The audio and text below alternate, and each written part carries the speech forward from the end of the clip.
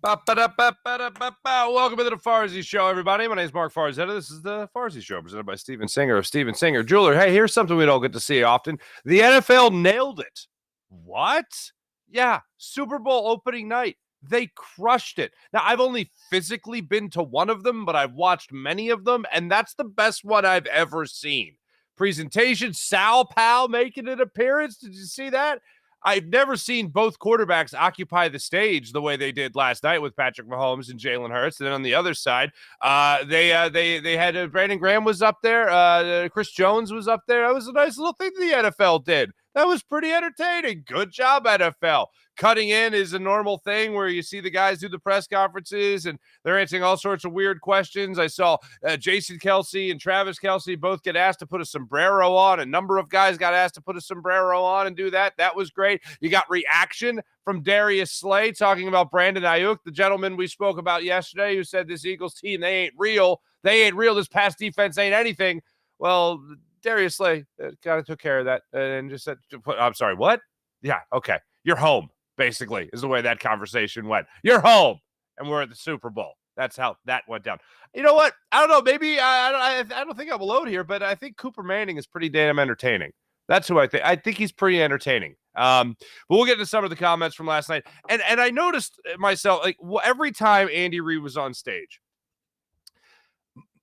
I was not the biggest Andy Reid fan when he was here in Philadelphia. The accountability thing definitely ate away at me. Not able to win the big game ate away at me, of course, as it did for a lot of people. That's not breaking news for anybody. But I think if the Eagles didn't win the Super Bowl 5 years ago, I wouldn't be looking at Andy Reid the way I do now. I can't say that I was ever an Andy Reid hater.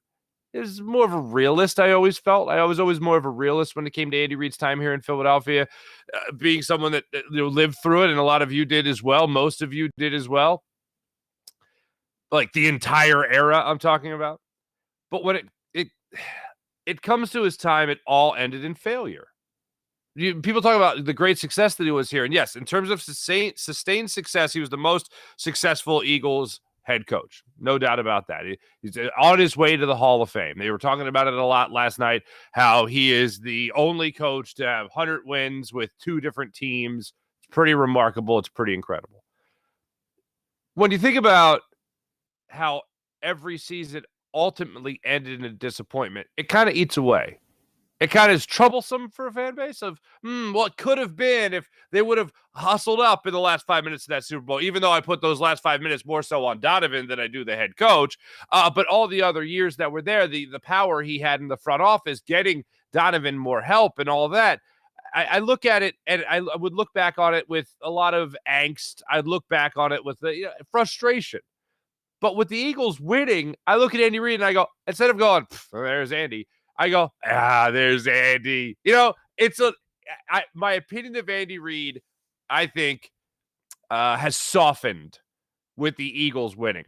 Because I no longer look at him as the guy that, oh, man, he almost got it. He came the closest many times of any coach that we've ever had in Philadelphia. But he didn't deliver. Doug Peterson came and he delivered. And we finally had that great prize. And in a very, very different way, but in one tiny way similar. I remember when the Boston Red Sox won the World Series. I remember people walking around with a banner that said, Bill Buckner, we forgive you. I'm like, well, damn, these guys. How long ago was that? Come on, But the point was the fans finally had what they had longed for so long. They finally had that World Series. When the Eagles won the Super Bowl, we finally had what we longed for. We finally had that Super Bowl. We finally had that parade. And I noticed last night in watching the festivities that when I saw Andy, it was like, there's Andy. It wasn't like, there's Andy. That's changed for me ever since the Super Bowl. Hey, call me ungrateful. But I know I'm not alone in that room of ungrateful people that look back on that time. And yes, it was the most successful, sustained run the Eagles ever had. And without that, you probably don't have this. Without building that over there and that foundation, you don't have this beautiful building over here. That kind of thing. And that's fine, and that's true.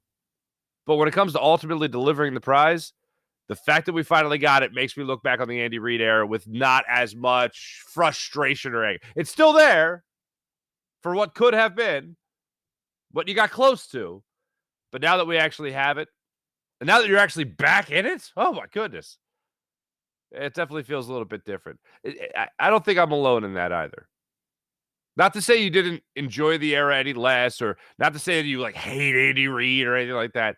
Just that right now, looking back on it, I don't have to look back at as much frustration because we finally got to enjoy what we were always meant to enjoy, a Super Bowl championship, and maybe just another one knocking on the door. Our guest today, Ray Didinger, will join the show. Ray has got all sorts of things going on. I wonder, because people made a big deal. Ray tells the story of how he came out of retirement, I guess is what we'll call it. And I wonder if Ray will, after the season's over, after the Super Bowl, I wonder if Ray will find a beach somewhere like Tom Brady. Maybe Tom Brady was, where was he? South Beach? Where the hell was Tom? Maybe Ray will go to like Wildwood Crest. Maybe he'll just sit on the beach there and he'll be like, yep, you only get one sappy retirement speech, so I'm just retiring now. Maybe Ray will do that for us. I don't know. And then, I don't know, post a picture of sitting around in his underwear like Tom Brady did. I don't know, okay? The man's unpredictable. But Ray's got a lot of things going on. He's got his Play Tommy and Me coming back for a 1 billionth run, which is great. It's going to be at the Bucks County Playhouse in May, I believe. And then in September, it's going to be at the Upstate Playhouse. Oh, I'm messing that up. But that's going to be coming in September. Bucks County Playhouse in May. That's the one I definitely know off the top of my head. And then Ray's also got a book signing coming up at the Barnes & Noble in Wilmington, Delaware at 3:00 on Saturday. So make sure you guys check out Ray at all those fine locations. But Ray breaks it all down for us, how he came out of retirement. He breaks down the Eagles Super Bowl, as one would assume, gives his evaluation of Jalen Hurts, Nick Sirianni, and Jonathan Gannon for all you guys out there. So we'll get into that fine conversation. But I want to go back to last night, because I found last night to be very interesting, very entertaining, and I thought the NFL really did a great job in presenting the whole thing. One of my favorite things from last night's media melee, opening night of the Super Bowl, was Jalen Hurts. And aside from anything with Patrick Mahomes, Jalen Hurts has had a lot of haters going into this season. And if you're not haters, maybe doubters going into the season. And I have never seen this before. I've never seen a media member apologize for a take. I'll roll the clip first and foremost, and then I'll give my reaction to it. But just to set it up, in case you can't hear the person, the question was based on, it's not even a question. It was along the lines of, I didn't think you'd make it to a Super Bowl. I didn't think you'd lead this team to a Super Bowl. So man to man, I'm sorry. Okay? That's how that went down. Here's Jalen Hurts and this reporter. Eagles would get to the Super Bowl with you as their quarterback. You're not the only one. Well, I just wanted to say man to man, I'm sorry. Cool. What was the reporter going for there? Was he going for more along the lines of that? Yeah, you weren't the only one. I had a lot of doubters, and then you have Jalen Hurts expound upon that answer and talk about that more and more. What was he going for? Was he going for other reporters looking to be like, "Hey, you're a good guy. Hey, way to man up there." Like, I always believe that you should be able to say things to players' faces. Every time I've interviewed a player, and the guy I give the most credit for is our man Avonte Maddox, who, by the way, was not wearing a boot yesterday, just for a little reference there, was not wearing a boot. So hopefully he's good to go come Sunday. But Avonte Maddox, I was interviewing him on the radio, interviewed him a couple of times, and in a radio setting, and he had a bad game against the Giants. Just he had a bad game against, there's no other way around it. He had a bad game against the Giants. It happens, all right? So I went through every play that he did not perform well on. And you know what he did? Like a man, he answered the question. Now, I had pointed out the plays before. I pointed out the plays while talking to him because I wanted to know what the heck had happened. And then I acknowledged, I was like, wow, you know what? Good for him answering questions like that. I believe if you're criticizing someone, you should be able to say that to them. If you're interviewing them, you should be able to have that conversation. When I would interview Brett Brown and his timeouts, I mean, we talk about clock management all the time in the NFL. Brett Brown's wasn't the best. I asked him about his timeouts, and he defended himself. I didn't think adequately. That doesn't mean I don't like the guy, but when it came to his usage of timeouts, I was a little skeptical. Rotations were certainly something I would ask him about. if you're going to be criticizing someone, at least be, I don't know, humble enough to ask the question. Well, okay, if you're not doing this, then why aren't you doing that? Let them explain. So I like the guy bringing it up that that Jalen Hurts had a lot of doubters, that Jalen Hurts had a lot of people that didn't believe in him and all that stuff. But like, what was he going for at the end by saying, I'm sorry? Apologizing for a take, like a pretty straightforward, can a quarterback win a Super Bowl or not? Can a quarterback lead a team to a Super Bowl or not? Apologizing for a take like that, I think, is weak. I'm going to be flat out honest with you. You should never be embarrassed of your take. Maybe if you don't put a lot of thought into your take, maybe that would be embarrassing. But for this guy, I don't know what he was going for. Maybe he was trying to tee him up and have him keep on talking about, how he had all the doubters in the world and all that. But on the other side of this, Jalen Hurts' answer was perfect. Like, what do you want me to do? Say, it's cool. It's cool now, man. We're friends. Don't worry about it. That kind of thing. I thought Jalen handled it perfectly. Yeah, you weren't the only one. You could hear him say that in the clip. I didn't think you'd lead to him. Yeah, you weren't the only one. And then he says, I'm sorry. And then Jalen's just like, well, what do you want me to do with that? Cool. And then he moves on to the next question. Thought that was perfect. There were a lot of things that went on throughout last night's media night, opening night, right, that I just thought were cool. I thought the Kelce brothers being surprised by their mom who had cookies for them, which was amazing. That was great. I saw Jason Kelce being asked about his brother. And Jason Kelce goes on this long rant about how he's like, any bad juju that you want to send the way of a Kelce, make sure you send it to Travis and not me, okay? And he said it in jest, but like that was the attitude. And then they flip over to Travis Kelce. And Travis Kelce's like, oh, I love my brother. My brother's amazing. He's so great. I wouldn't be who I am without my brother. And meanwhile, Jason's throwing all the shade in the world on his little brother. And Travis is like, I love him. We wouldn't be who I am without him. Possible still root for him, but hope I win, whatever, that kind of thing. And I was just like, that is such a brother dynamic. If you have a brother, that's the deal right there. I just thought the two of them spoke so well, and Jason Kelce, every time he grabs a microphone, is just so damn captivating. He really is. If you really feel like you're getting it all, and apparently we're not the only people that he's like that with. It's not just when he grabs a microphone and talks to us in the media or anybody like that, or talks to the fan base, but apparently when he's in the locker room, when he's in the classroom, when he's in the meeting rooms, right? That's how he is with his teammates. And this is fantastic. A lot of people, if you walk around Philadelphia with Jason Kelce, people will be fanboying out on Jason Kelce, rightfully so, for a multitude of reasons. He's got the average Joe type of demeanor about him. He wants to, win you a Super Bowl, and then he wants to serve you drinks down at Ocean Drive, okay? He is the everyman. If you get a chance to meet him, you get a chance to talk to him, meet his family, he is your next-door neighbor.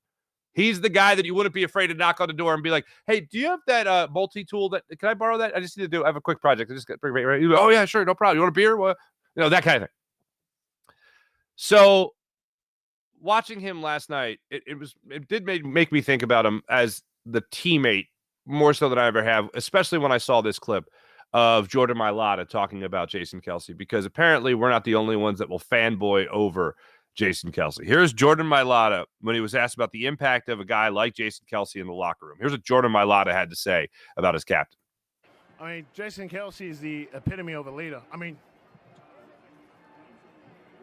clear these notifications. I got him as my screensaver, as Fat Batman. Yeah, that's how much of an inspiration he is to me, man. It's an honor playing with Jason Kelce. I have my wedding photo. Oh, yeah, let me clear my notifications, too. I have my wedding photo. You see that? I'm in the nice... Oh, you can't even see my wife because she blends in the background. Can we get a little closer there? See the misses? Whatever. You get it. I do like that he clears notifications. That's funny. But I got my wife, all right? A lot of people have their kids. That's beautiful. That's nice, right? He's got Fat Batman. Maybe a family member. Family was just in town. Maybe a picture of his family. I think he's engaged. Maybe a picture of himself as the Masked Singer. Why not? Let's get a little conceited. I don't know. He's got his teammate on his phone as his background. That's in this modern society. That's high praise. That is high praise. I'm impressed. Color me impressed. You know who I'm not impressed with? Juju Smith-Schuster. I guess he's just trying to fire us up. I think he's trying to turn heel. Not even turn, but just be the heel. He's the enemy. as a receiver for the Chiefs. But last night he was asked about cheesesteaks. I don't know. This is the kind of stuff you get at media night. You get the off-the-wall questions, okay? And he was asked about cheesesteaks. Juju Smith-Schuster showed up in Arizona, and he chose violence, ladies and gentlemen. He chose violence. Honestly, I think the best Philly cheesesteaks are not in Philly, to be honest. Huh? Definitely not Philly. Shut up. All right, here's the deal. This is a rule of thumb, and I'm proud. One person actually responded, retweeted this. One person responded to it with the perfect adage. If on the menu, if you're at a place and you're looking at the menu, and on the menu it says Philly cheesesteaks, you do not order that item. If it says Philly cheesesteaks, you do not order that item because you are far enough away from Philadelphia where they have to specify that there's a certain type of cheesesteak. I'm going to just ruin your day right now, ladies and gentlemen. I am not kidding you when I tell you this. I am not messing with you. I'm not doing this on purpose to ruin your day, but I'm just telling you I have to pass this along. The most horrible sight I've ever seen in 11 years traveling around with Sunday Night Football was going to the Cowboys Stadium, not the recent one not AT&T Stadium, the old one, the one that smelled like a barn and urine. I was walking around that stadium, and I went up into the concessions. This was well before kickoff. No one was around except just workers cleaning up and getting things ready and all that stuff. And I couldn't believe, I stopped and I stared at it. It was a little concession stand. It wasn't like a big one. It was like a cart, right? And I just stared at it, dumbfounded, because I couldn't believe what I was seeing. Cowboy cheesesteaks. I'm going to say it one more time in case your brain just broke, okay? Cowboy cheesesteaks. And I went, this has to be something different. This has to be something weird. What is happening? And I looked at the menu, and I looked at the pictures, and they sold cheesesteaks similar to what you and I would know. I'm not going to say the same thing. I'm not going to do that. But they were making cheesesteaks in that stadium. And there's something about that felt so damn wrong. It felt horrendous. But I can guarantee you this. No way that was better than anything that we have here in Philadelphia. You go throughout the country. I've done it. I've taken a bite. You know what I do? I treat it like a lot of people of a similar culture to me won't eat other people's meatballs. And this would come up a lot. And I don't know why, but I think I lied about it. I'll totally eat somebody else's meatballs, but I only eat one. Just so I can go, yeah, ours are better. I do that. That's the snob in me. I'm not a snob about many things. Maybe just meatballs I'm a snob about. But I'll have just one. I'll be like, okay, they tried. But ours are better. My family's meatballs are better. So I've had cheesesteaks out and about. And plus, let's face it, folks, okay? It's melted cheese over meat on bread. I'm not saying no to many of those. Okay, those are welcome at all times. But I've had bites of other cheese, and they just can't get the bread right. They can't get the bread right. We get the best bread ever in this part of the world. It really is fantastic. It's so good. It's fantastic. I'm talking about for sandwiches and stuff like that. You just can't replicate it anywhere else in the country. You know what? Next time out in Colorado, there's a place called it's a Philly Connection, something like that. I'm gonna go. They got a little cheesesteak shop in there, and I've been wanting to try it. Haven't had a lot of time when I've been out there to do so, but I got to give it a go. Just see how they do it. But I will tell you this: nothing compares to the way we make a cheesesteak in this city. I mean, just think about the city in itself. All right, we got a million places to choose from when it comes to a good cheesesteak.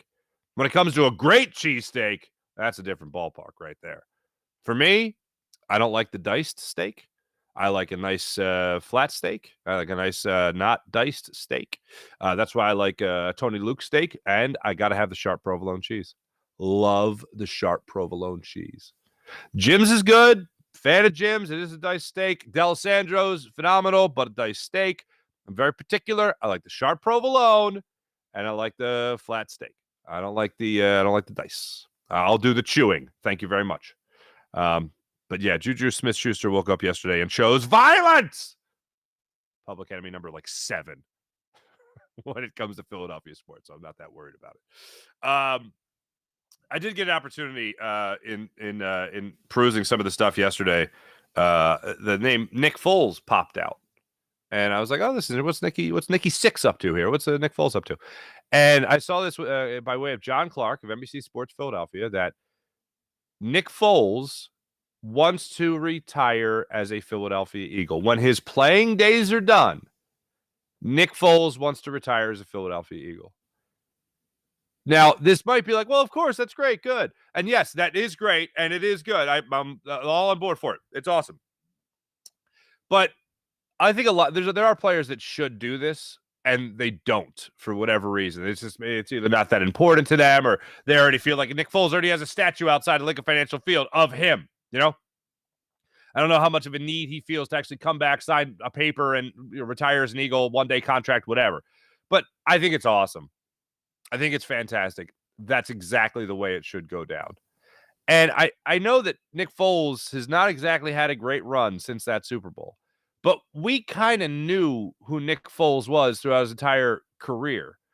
He was the guy that would have flashes. 27-2, the new system with Chip Kelly, 27 touchdowns, 2 interceptions, the new system with Chip Kelly, how great he was in that system, getting to the playoffs, being in position to win a playoff game, and then they lose to the Saints, unfortunately. A lot of things could have gone different with Nick Foles here. Ends up getting traded away a year later.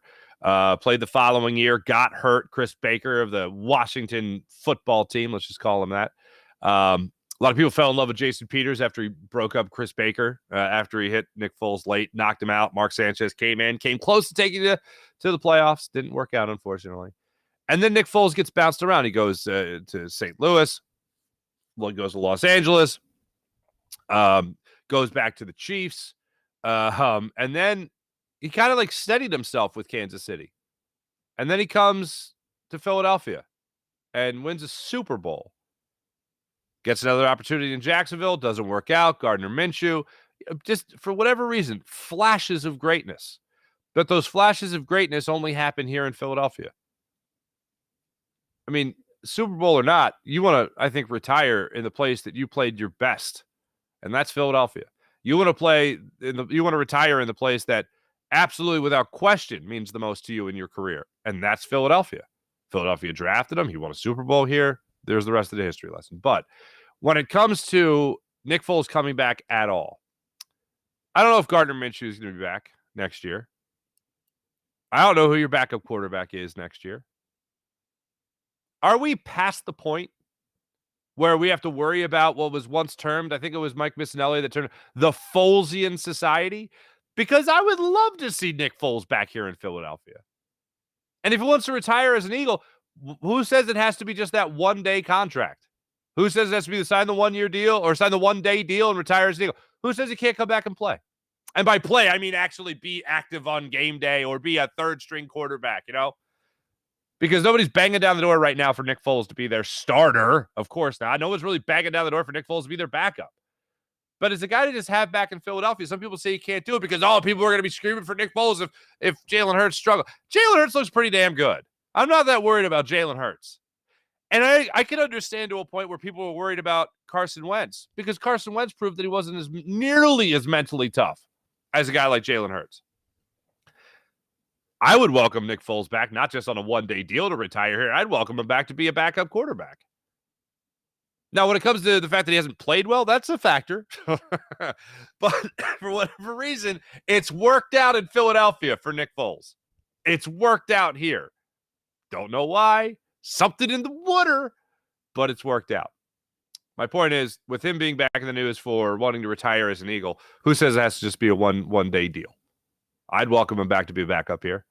Maybe not your immediate backup. Maybe your third stringer. Maybe to have your veteran on the roster, that type of thing. No, look, there's plenty of stories out there. Our friend Clay Harbor has told us many stories about Nick Foles and how he prepared every single week like he was going to start the game. Like some people just say that. Oh, you got to have the mentality that you're going to start even though you're not. Yeah, some people have that mentality. Some people like saying that, but then only few actually do it. And apparently Nick Foles is one of those guys. I'd welcome him with open arms. And the reason I say that is because I know there are people out there be like, oh, you can't do that because of the Folesian people. They would just want him to play. Nobody in their right mind wants Nick Foles to start over Jalen Hurts. Nobody. That's ridiculous. And I hate that I even have to say it out loud into a microphone. But there are people that would be like, well, you can't do that because you won a Super Bowl here. And what would that say with Jalen Hurts? Well, Jalen Hurts, I think, is about to win a Super Bowl. Jalen Hurts in his second year as a starter has already taken you to a Super Bowl. Jalen Hurts as a starter has already been an MVP candidate. I'm not worried about his backup quarterback. And you know what the best part about it is? Jalen Hurts isn't worried about his backup quarterback either. There was already stories, and I know Gardner Minshew isn't as the same lore that Nick Foles is, but remember the story before the season about Gardner Minshew? Hey, what do I got to do to be the starter around here, bro? Remember that story where he went to Nick Sirianni and he said, oh, I got to be the starter. And Nick's like, okay, you just have to back off, okay? Those stories were already out there. You know who didn't give a damn about those stories? Jalen Hurts, and that's one of the things I love about him. So whether you're a reporter saying to him, hey, I'm sorry I didn't really believe in you, or you're someone who wants to bang the drum for Nick Foles to start at any point again in Philadelphia, I don't think Jalen Hurts gives a damn. Jalen Hurts busy working, and that's what I love about him. Oh, and then he's about to play in the Super Bowl. That's pretty cool as well. Let me talk about my man Steven Singer of Steven Singer Jewelers, the other corner of 8th and Walnut, right there on Jewelers Row. Check out my man Steven Singer of Steven Singer Jewelers. The perfect price. Home of the perfect price each and every day online at IHateStevenSinger.com. That's IHateStevenSinger.com. Ladies and gentlemen, without further ado, let's get to the man himself. The great Ray Didinger joins the Farzy show today. Here is all Ray had to tell us about your Philadelphia Eagles team.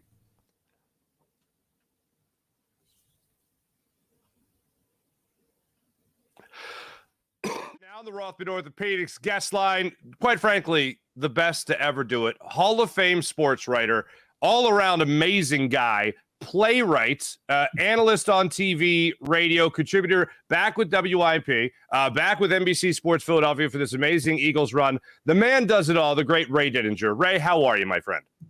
I'm great, Mark. Great to be with you again. Oh, I left out the 48. Is it 48 Emmys? How many Emmys? What do we got here? What do we got there behind you? 6. There we go. A modest 6, right? But no, I want to say this because I just learned this is incredible. Your play, Tommy and Me, which I've seen a couple of times. It's fantastic. I recommend it for everybody. You just found out you guys are going to be putting it back on Bucks County Playhouse in May and also the Uptown Theater in September as well. You guys are just like you're printing copies of your book. You're just, putting this play on every stage, my friend. This is incredible. Yeah, it is incredible when you consider that we debuted Tommy and Me in 2016 and that here we are 2023 and it's still going. And theaters still want it. It's great. It really is great. And we did Bucks County Playhouse last year and had a great run up there in New Hope. It's a wonderful theater. God, it's a great theater right there on the river. In the springtime, it's a beautiful place. And so they wanted us to come in May 17th to June 11th. So it's a nice long run. And then the Uptown Theater in Westchester, right on High Street there. We had been in conversation. In fact, we were supposed to do the play there in 2020. And then, of course, the pandemic came and every theater's all shut down. So we've been trying to put it back together again ever since. So they decided this year to bring it into their schedule, which coincides beautifully with the start of the next football season. So we're really excited. So May at the Bucks County Playhouse and September at the Uptown in Westchester. I hope folks come out and support it. I'm sure they will. I mean, as they have been for this play. And you did such a wonderful job writing it, and the actors do such a great job portraying the story. I do recommend it for not just every Eagles fan, but just every fan of going to the live theater. It really does check every box when it comes to just watching a great performance there. And then I understand you also have a book signing coming up Saturday before the Super Bowl. You're going to be in Wilmington, right? Wilmington, right. Delaware? Yeah, the Barnes & Noble on Concord Pike, right there, Route 202.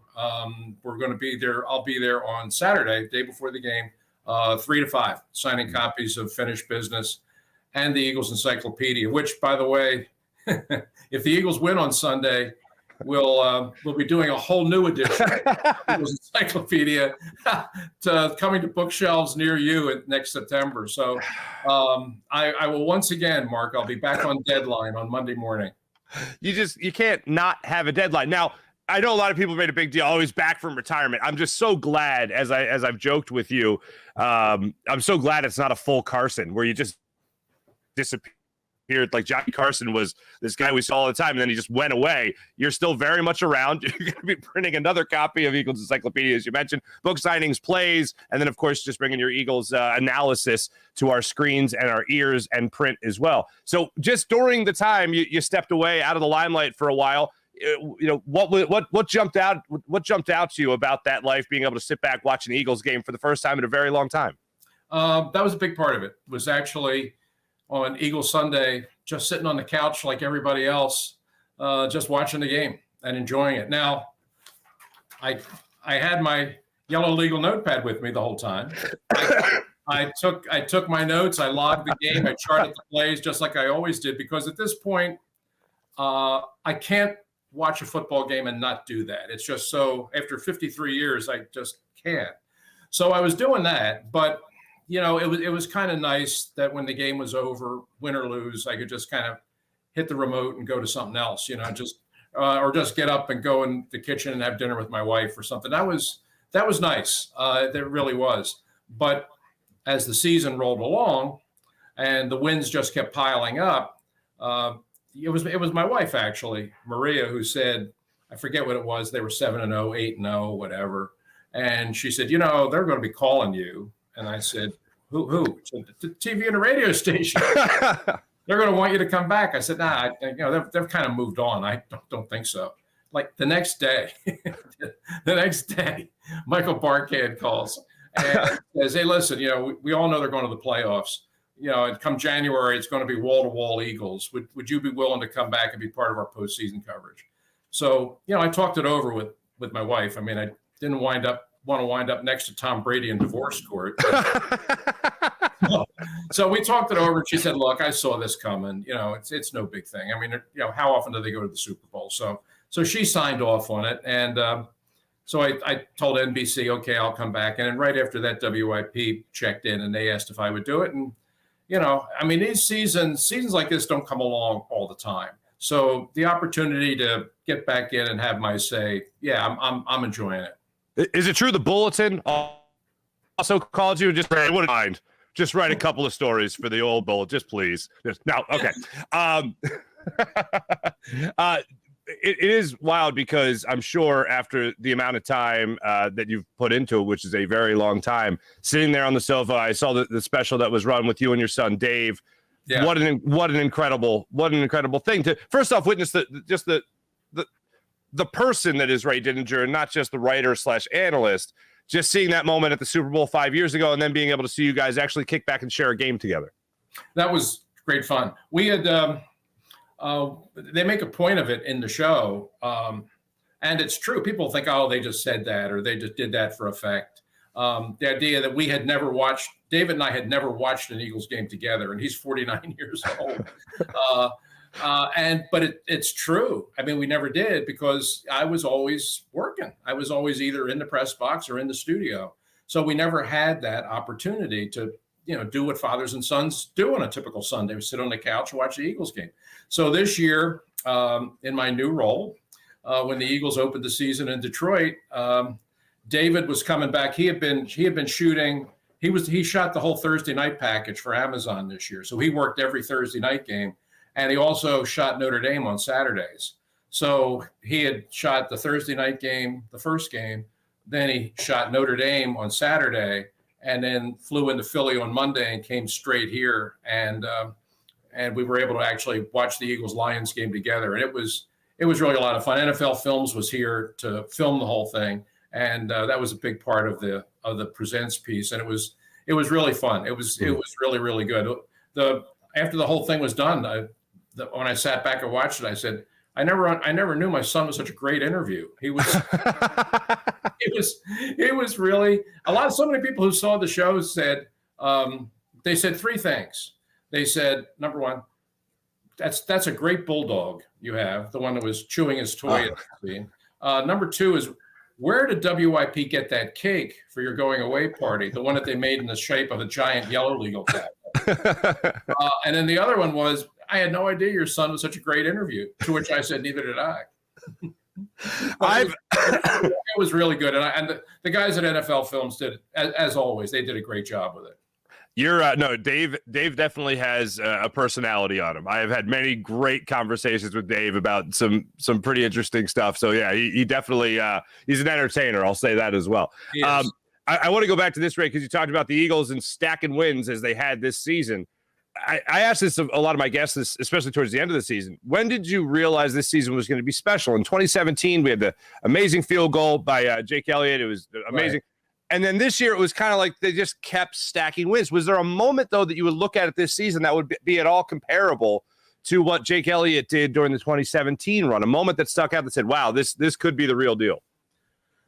Not quite like Jake Elliott, because that was really, it's the longest field goal in the history of the franchise, overtime, all that stuff. I mean, that was really that you had a feeling right at that moment that something special was going on. There was nothing as singularly dramatic as that. But I think I felt the Minnesota game, week 2, when, I knew Minnesota was pretty good. I didn't think they were great, but I thought they were pretty good. And the Eagles just took them apart, and made it look easy.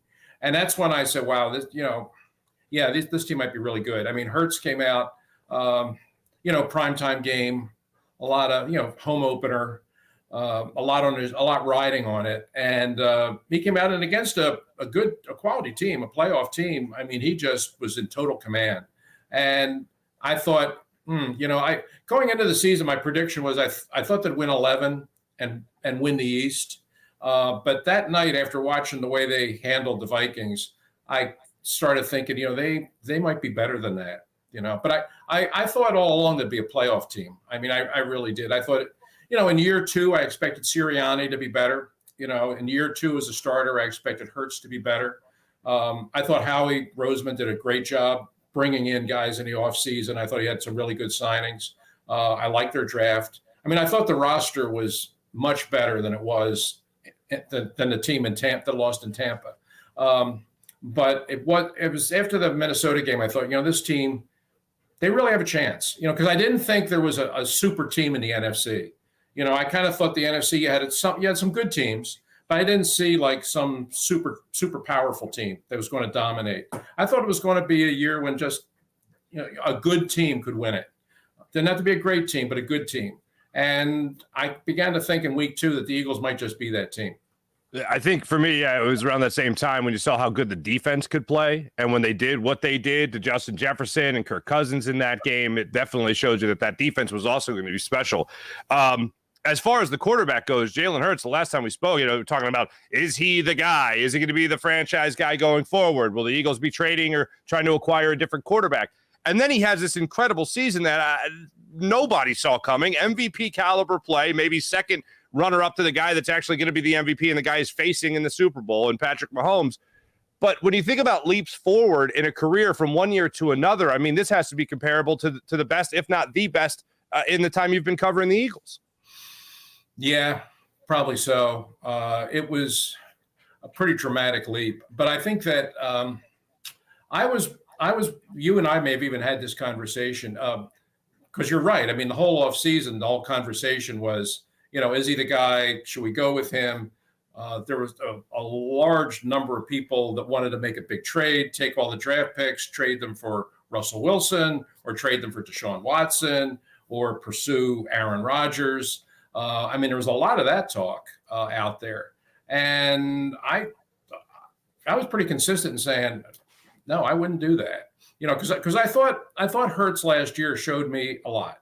I mean, when he played, it's his first year as a starter, and he did take you to the playoffs and kind of got that season back on track and, won the division, got you to the playoffs. And I just thought, this kid's pretty good. And if you just watch the way he improved from year to year, I mean, from Alabama to Oklahoma to year 1 here to year 2, I mean, you could definitely see the track that he was getting better. And as good as he was last year, I said, he very well may come back next year even better than this. And if that's the case, you might not have to make a trade. You might have your quarterback right here. So I was all in favor of giving him another year. Let's just see what he can do. Just give him another year. And look, if he plateaus or takes a step back, then we can start talking about drafting another quarterback or whatever. But let's give Jalen Hurts a chance to show us what he can really do. And boy, did he ever. I mean, I think at least I saw it even in training camp and in preseason. You just saw he just looked better. I mean, he had put in a lot of work at the passing school out on the West Coast. His mechanics were much better. His footwork was much better. His release, his accuracy, all of that. And the other part of it was he just, working with Sirianni for a year, he just saw the field so much better.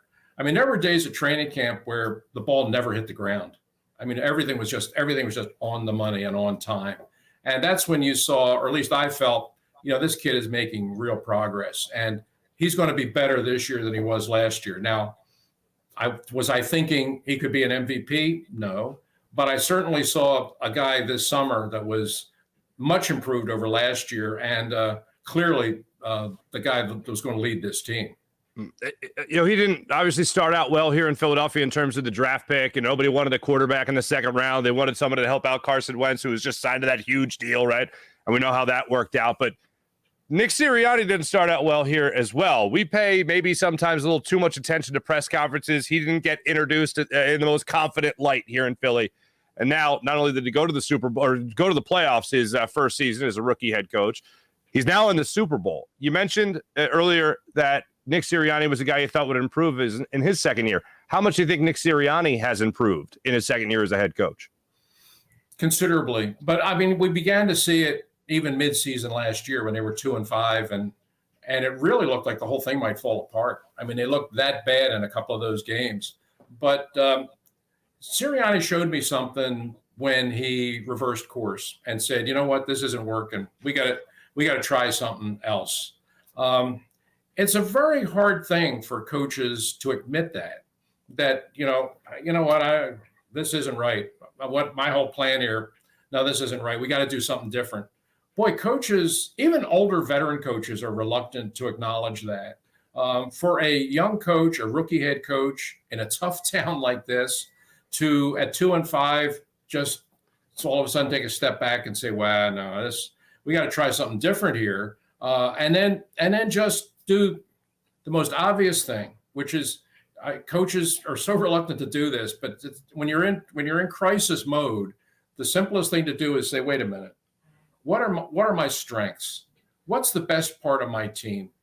What do I have the most confidence in?" It was his offensive line for sure, and he said, "You know what? If we're going to get out of this, let's go with our best guys." And he just put it on the offensive line and said, "We're going to start running the ball, and we're going to count on you guys to win the battle at the line of scrimmage." And that's how they got the season back on track. And second half of the year, they were a totally different team. And everybody talks about have the players bought into the coach. Well, they clearly bought in then, because I think the players respect the fact that, this was tough for this guy to admit that we were going down the wrong path here. And I give him a lot of credit for saying, no, we're going to change. We're going to come back and go to something else and have it work the way that it did. And this year he's just continued to grow into it. And his personality is certainly different. I mean, I can't remember seeing an Eagles coach quite like this guy. Some of the sideline stuff and, the occasional mugging to the camera. It wasn't exactly, I don't think I ever called Dick Vermeil doing that. But the fact is he's the best word to describe it is he's authentic. He's himself. He's not putting on an act. He's not trying to be somebody else. He's himself, and I think that's the biggest mistake that coaches, first-time coaches, can make is to try and be somebody else that they work for. I think some of Belichick's assistants have failed when they became head coaches because they all tried to be Belichick, and there's only one of those. Right. And none of Lombardi's assistants ever succeeded. They all got chances because they were Lombardi's assistants, but they all tried to be Lombardi. You know, I think you have to be yourself. And Nick is 100% himself. And he's funny, but he's smart and he's intense. And look at where he's got this team. You know, year 2, he's got him playing for the championship. Before I jump into that Super Bowl, I do want to just real quick, the criticism that Jonathan Gannon gets, both seasons, top 10 defense, this season, obviously a huge leap forward with sacks and turnovers and that whole thing. Does he deserve most of the criticism, all the criticism, not nearly as much criticism? When you look at Jonathan Gannon, what type of defensive coordinator, how good do you think he is? I think he's good. I think that the criticism is, I think he's been criticized too much. I think people are too quick to criticize. And I think it's more a philosophical issue. I mean, he has one way of doing things. I mean, he's a defensive coach who's going to play pretty conservative defense, and he's going to play 2 deep safeties. He's not going to blitz very much. And his whole philosophy is we're not giving up the big play. We're not giving up the home run ball.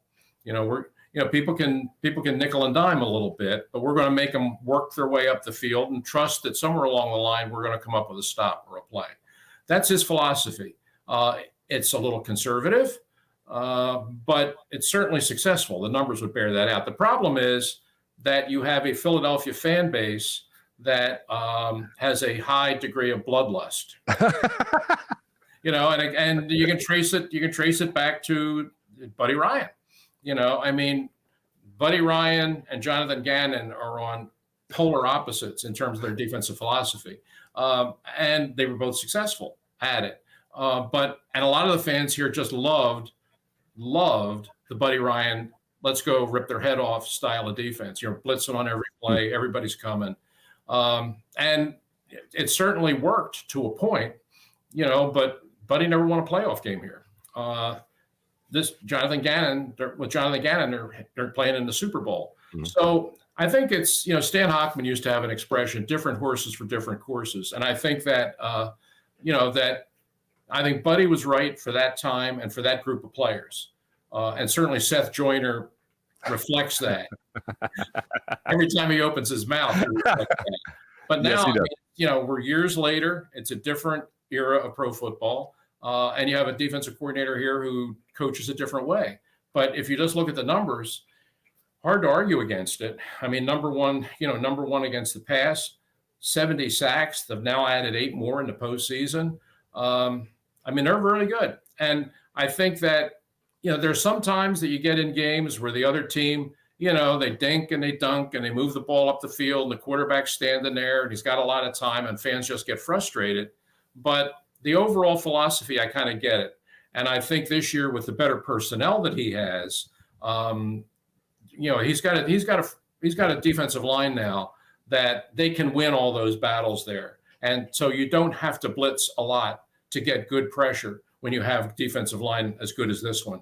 And that's sort of what he's had going for him this year. And it's been obviously tremendously successful.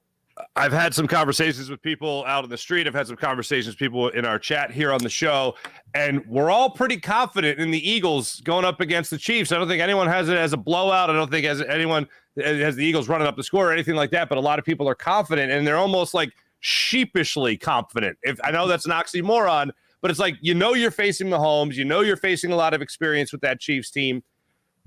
Are we crazy, right, to look at this and go, wow, the Eagles should win this? The Eagles are the better team. Are we crazy to have that feeling? No. I think the Eagles are better. I think that's fair to say. I will say I kind of agree with your basic point is that maybe people shouldn't be too confident. You know, I think because I have had people, and somebody just 15 minutes ago say he thought the Eagles were going to blow them out. Now I'm not going there, but I think they're better, and I think they should win the game. It is funny to see the Philadelphia fan base this confident about a game of this magnitude, because typically Eagles fans go through life sort of like this, you know. Yeah, forcing themselves to watch. Sure. Yeah. Is it over yet? Did he make the field goal? I can't look. You know. That is the more typical posture of the Philadelphia fan, to be sitting here early in Super Bowl week and saying, oh, yeah, we got this one in the bag. That's a little odd for this town. But I think it kind of reflects the feeling that people have. It doesn't mean that they don't respect the Chiefs or Andy or Mahomes. Certainly they should. They should respect them. But I think it's just sort of the confidence that they have in this team. They've seen them all year. And I really do think they're the best team in the league. I think they are the best team in the league. And people have bought into that idea. Mm-hmm. When it comes to the quarterbacks, obviously Mahomes has that leg up, but it's like if you're looking at this year isolated, Jalen Hurts has been right there with them pound for pound. So the confidence level in the quarterback situation, the quarterback matchup, has a lot of people riding a high into this game as well. Oh, sure. Yeah, I think that and everybody will be doing the matchups, matching up the quarterbacks, matching up the offensive line, who has the edge here, who has the edge there. And in fairness, when people say quarterback, yeah, you would give the edge to Mahomes. I mean, you have to. I mean, Mahomes right now, he's the best player in the NFL, I think. You would give him the edge. But the difference between the two of them isn't like this. I'd give him the edge over Hurts, but it's competitive. I mean, Hurts is right there. And, you got two guys that are both certainly in the MVP conversation. And, I was having a discussion actually with a guy from Kansas City this week. And he was saying, it was a shame that Hurts got injured, because if he hadn't gotten injured, missed those 2 games, he might have won the MVP, but missed those 2 games. And so and I said, I view it totally differently. I said, I think the 2 games he missed further proved how valuable he was to this team. Absolutely. You watch the Eagles the rest of this year when they had Hurts a quarterback, and then the 2 games with Minshew, you look at the difference between those 2 teams. If you go by the strictest definition of who is most valuable to his team, I think those 2 games prove to you how valuable Jalen Hurts is to the Eagles. Not that Mahomes isn't valuable to the Chiefs. Clearly he is. But I thought people say, oh, he missed those 2 games, so that's why he can't win. I argue the other thing. I think those two games prove why he should win, because he's, again, he's played remarkably well, even though I thought he was going to have a really good year. And after seeing him at training camp, I was really sure he was going to have a good year if he didn't get hurt. He has exceeded my expectations. I didn't think that statistically he would be in a place where he is for passes over 25 yards. He's the highest rated quarterback in the NFL.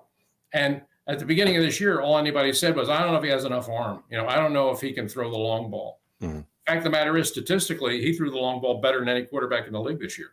So, who saw that coming other than maybe Nick Sirianni? I do want to ask you 2 more real quick, Ray. When it comes to the edge, like where the Eagles have the edge in this game far and away, obviously it's not at the quarterback spot. Where do you think they do have the edge? Like they have to be successful in doing this if they're going to win this game. Well, 2 different questions. Where they have the edge is the offensive line. Their offensive line against Kansas City's front 7 is a significant advantage for the Eagles, I think. You saw what their offensive line did to the Giants front 7. And I look at the Giants front 7 as not that different than the Chiefs, to be honest. They have one really good defensive lineman, the Chiefs do, in Chris Jones. But the Giants had Dexter Lawrence, who was, a guy who's legit Pro Bowler this year and having a great season, and had just come from just absolutely crushing Minnesota the week before. And in that game against the Eagles, the offensive line made them invisible, And so if a team really only has one stud player on their defensive line, this offensive line can take that guy out of the game. So as good as Chris Jones is, and he's very good, I think the Eagles will keep him from wrecking the game. So the Eagles offensive line really kind of is the key to all of it, I think. But when you're saying what's the one thing, like if the Eagles do this. Right. And finish this sentence. If the Eagles do, they'll win.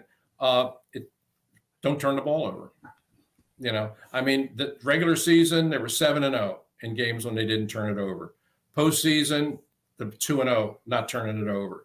That's really what it is. I don't think, maybe I'll be proven wrong, But I don't think the Chiefs' defense is good enough to stop the Eagles' offense.